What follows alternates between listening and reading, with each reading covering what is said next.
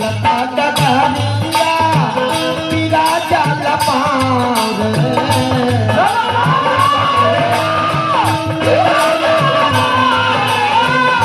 चलता डगरिया पीरा जल पार अत जन्हियों से दुर्बा हो बलम के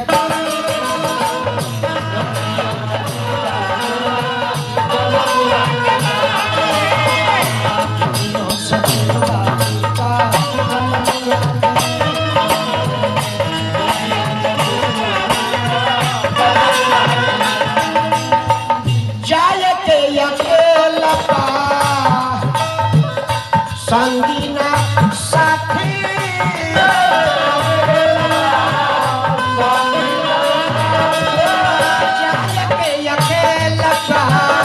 संगीना साथी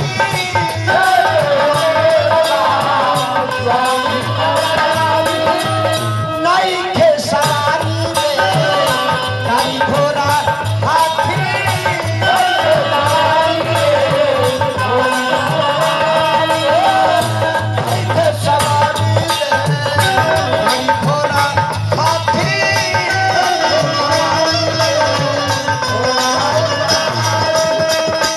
कठिन सिपाही थे बीच दरिया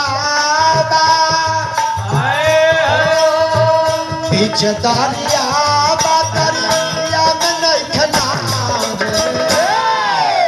तत जुनियों से दूर बा अरे बलम के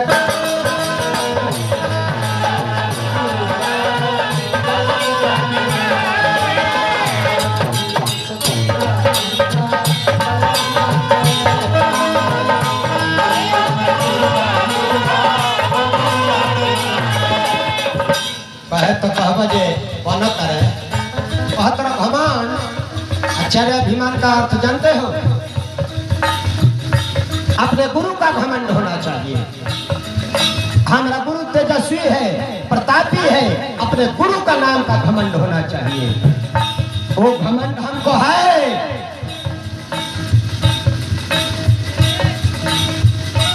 अपना घमंड नहीं है हमारे में कुछ नहीं है लेकिन गुरु का घमंड है आचार्याभिमान होना चाहिए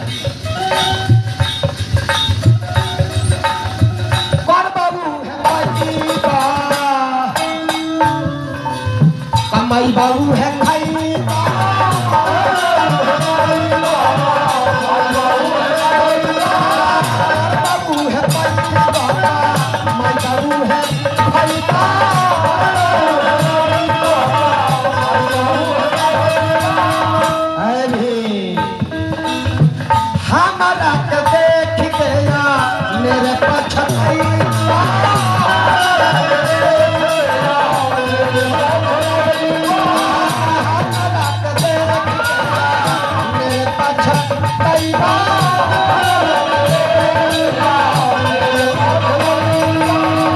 अरे तार हम बाबा है भैया कैसे कह दिला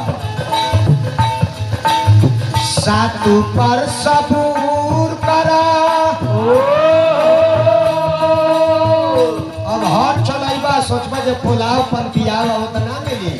ओकरा खातिर डॉक्टर इंजीनियर बने के पड़ी हर चलाइबा बिया ऊपर बा तो सतुए जाए सातु पर सबूर करा मिली ना फुलाव अत जुनियों से दूर बा अरे बलमुगा के